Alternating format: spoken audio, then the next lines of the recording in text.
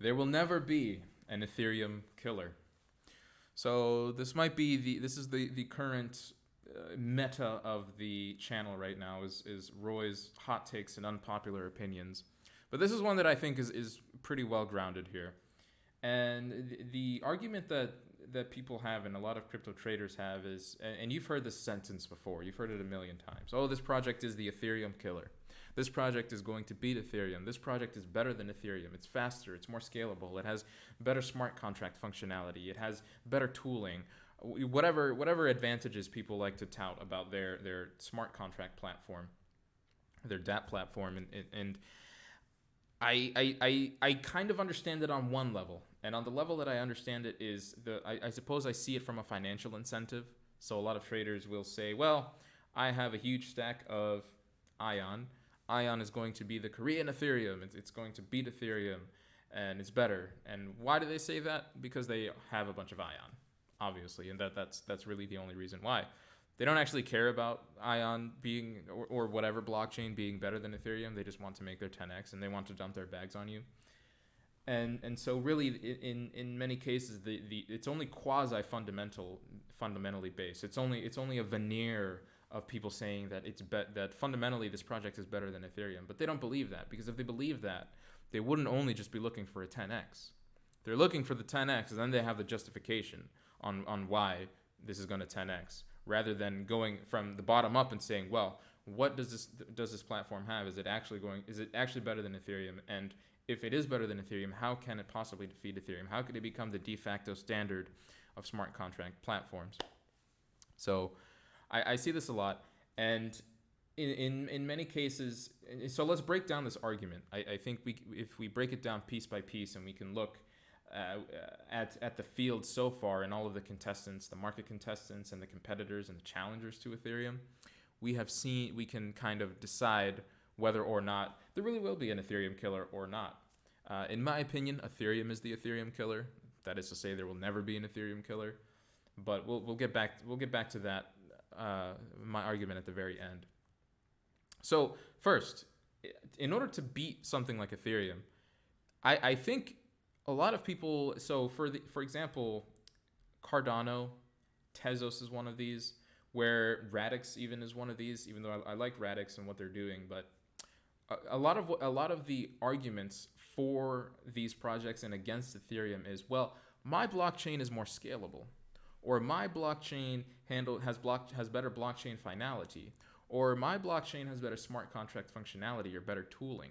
In the case of Cardano, for example, their big draw is we have formally verified our smart contract platform, so that means that you can never get bugs on your code, on your smart contracts, which is really quite a good draw if you look at it, because formal verification, in my opinion, is one of the best things that we could possibly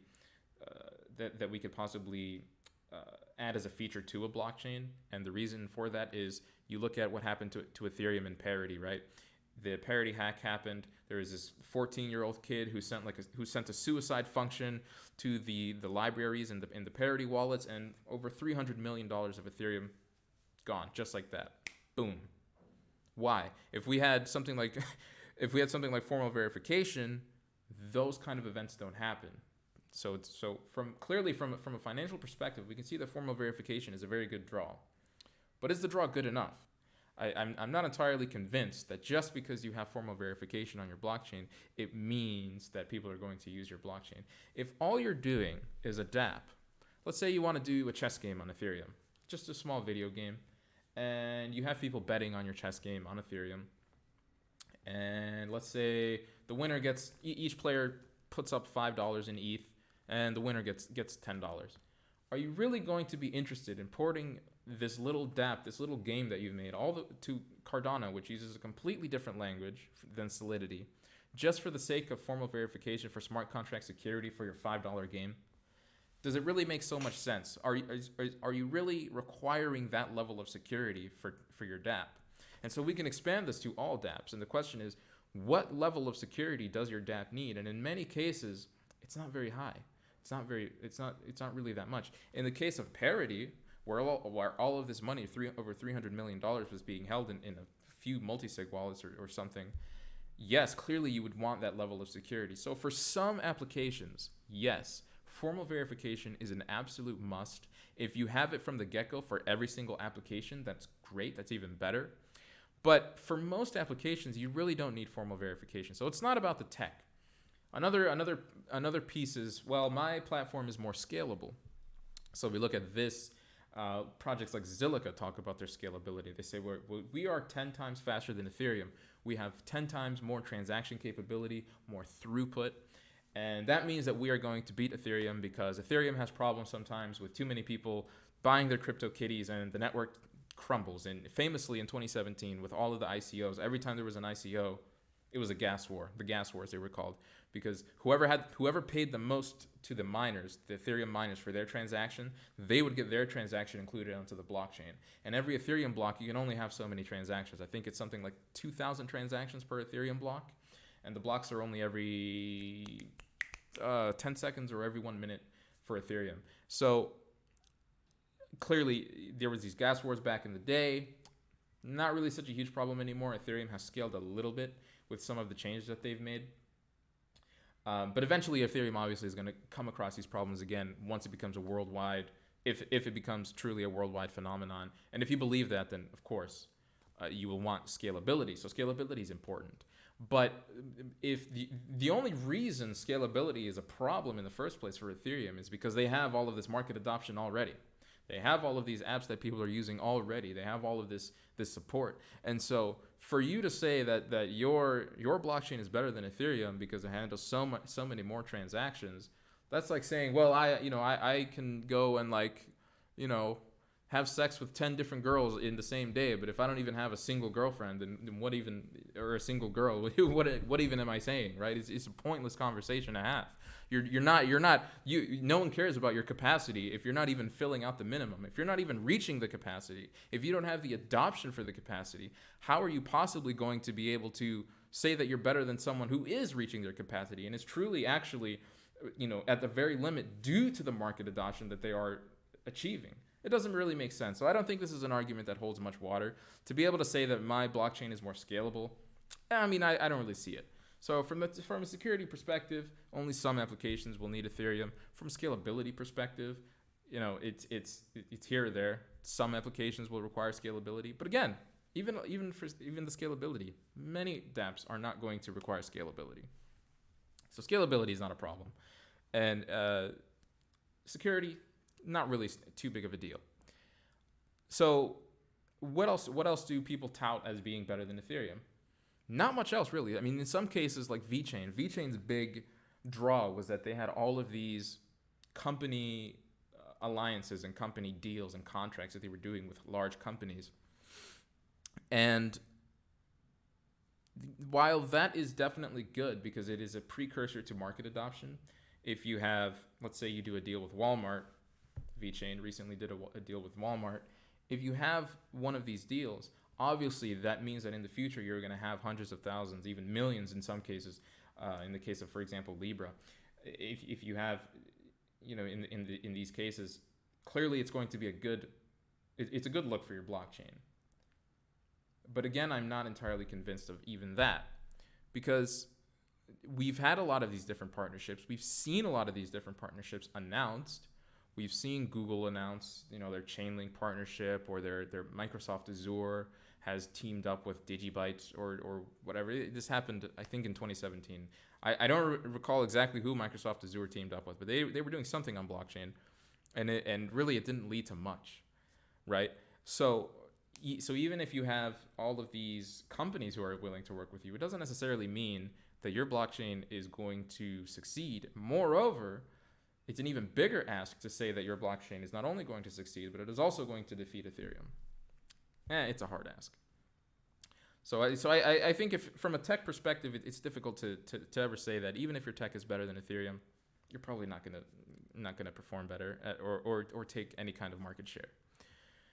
Second thing, to defeat an incumbent, usually in the tech world, this is a phrase that says if you want to beat someone at anything, or a tech startup or a tech giant, let's say, you need a solution your solution, even if it's 10 times better, is not going to help. It's not going to win. Your solution needs to be 100 times better. 100 times. And so that means Ethereum, you need a blockchain that is 100 times better than Ethereum in order to truly say that you are better than Ethereum and you're going to beat Ethereum. I don't think a blockchain exists today that is 100 times better than Ethereum.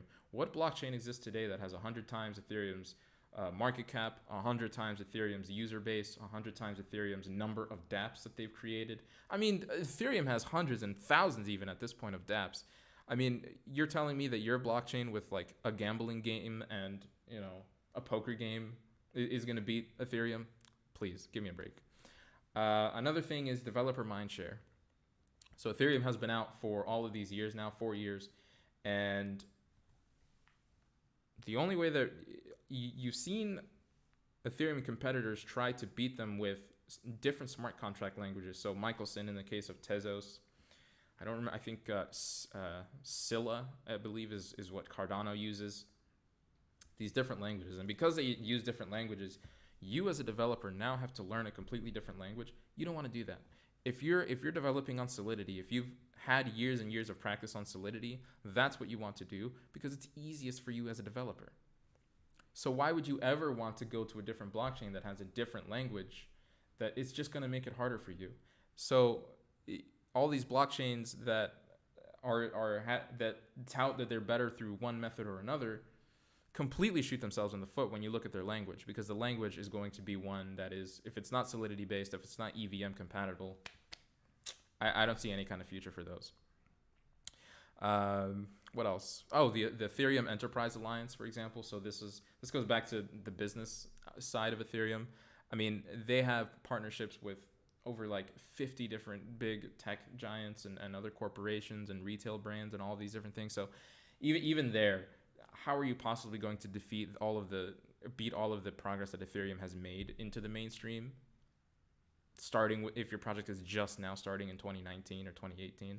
And that's another thing. Ethereum has been out for so many years. It is trusted. It is a blockchain that works, right? Whereas everyone else's blockchain is a lot more experimental. They're either using different methods of consensus algorithms, or they're using different methods of mining or staking in some cases, where it's difficult for people to know if a consensus algorithm will necessarily have critical flaws. That's happened before. So it's very, very difficult to say that your blockchain could beat Ethereum, even on that ground. Even if your consensus algorithm is better. For example, my blockchain is better than Ethereum because you only need to stake. So it uses a lot less electricity worldwide. You don't need to mine. That's great, but staking has its own problems. And that's why Ethereum 2.0 is taking so long. So tech doesn't necessarily help. Money, I find, doesn't really help that much either. Tezos has made, how much did they raise? $250 million in 2017. Tezos, it has had 1.5 years of development and progress. We're almost 2 years now. Yeah, 2 years of progress now. I haven't seen any Tezos apps. I haven't seen any Tezos hype. I haven't seen anything great come out of Tezos. I've just seen a bunch of traders who have bag held Tezos. I'm still a bag holder. I only put in a little bit at the time, so. But I've seen a lot of people, most people are just bag holding Tezos, and that's it. There's no developer mindshare. There's no developers moving onto Tezos. I have yet to hear of a developer, and I talked to a few. I've yet to hear of a developer who says, I'm going to go build on Tezos because it's really cool because of X reason, because of their consensus algorithm, right? So even with all of the money that Tezos has, they don't necessarily, they can't even incentivize enough developers on their own with money incentives. So money doesn't help, clearly. Hype doesn't help. Chinese Ethereum, right? Who remembers that phrase? No one. But it was a real thing back in the day when Neo was pumping. When they rebranded from AntShares to Neo, it was hailed as the Chinese Ethereum. It skyrocketed all the way to $50. Massive hype. Everyone was saying how everyone was going to leave Ethereum and go to Neo. Who talks about Neo these days? I don't even think the Chinese care about Neo. I bet if you look at most Neo bag holders, it's like Da Hong Fei and then like 10 other people probably in America or something who really believe in the Chinese hype. I mean, yeah. Neo's done, and everyone moves over to ontology now, and no one's even heard of ontology anymore after like out of the second half of 2018. No one talks about ontology anymore. Korea, same thing. Icon, Wanchain. What was the last one? Icon, Wanchain, and Ion, right? They had that was like the Korean alliance of Ethereum killers. It was like 3 different blockchains, and they all had massive funding and massive hype, and they were all based in Korea, and they were going to do great things, and they were going to take Ethereum's mindshare. They performed. I think they performed well price wise, but fundamentally, I don't know. I haven't heard anything at all post ICO from any of these coins. So even the Korea hype doesn't help. So hype doesn't help. Money doesn't help. Having better technology doesn't help. So if you were to create a blockchain and you want to defeat Ethereum, you need all of these things, and then it's still not entirely sure that you are going to defeat Ethereum, because Ethereum, while everyone is trying to beat Ethereum, the Ethereum Foundation is slowly working away at Ethereum 2.0 and making it better and increasing the stability and the security. And then you have other projects like Thunder building on top of Ethereum, who are EVM compatible, who have a fast chain on top of the slow chain, which is Ethereum for finality. And they are going to basically extend the functionality of Ethereum on top of Ethereum, which is going to make it even more difficult for anyone else to defeat the incumbent, which is Ethereum. So, and the last thing, every successful game has been on Ethereum. Looking at CryptoKitties, we're looking at FOMO 3D, we're looking at marketplaces like OpenSea, we're looking at these kind of projects. They have all been on Ethereum. Every single game has been on Ethereum. All of the hype has been on Ethereum. That's all normies know. They know Bitcoin and they know Ethereum. Those two things they know. And maybe they know Ripple if they're, and Litecoin, I suppose. They know those scams. So the brand awareness is crazy high. The tech, that can be accounted for. That can be boosted with other chains. Money, Ethereum certainly has enough money. And it doesn't help even if you have a lot of money to try and combat Ethereum with incentives. And Ethereum has just been a market participant for so long that it has in many cases become the de facto standard. And so for all of those reasons, I personally think Ethereum is here to stay. There will never be an Ethereum killer. And well, that's it. So thanks for watching. I hope you guys enjoyed that video. Hope it wasn't too long. Remember to like, subscribe, follow me on Twitter at PhilBeforeShill. I'll be working on a website sometime soon, so I'll put that up soon as well. And see you guys next time.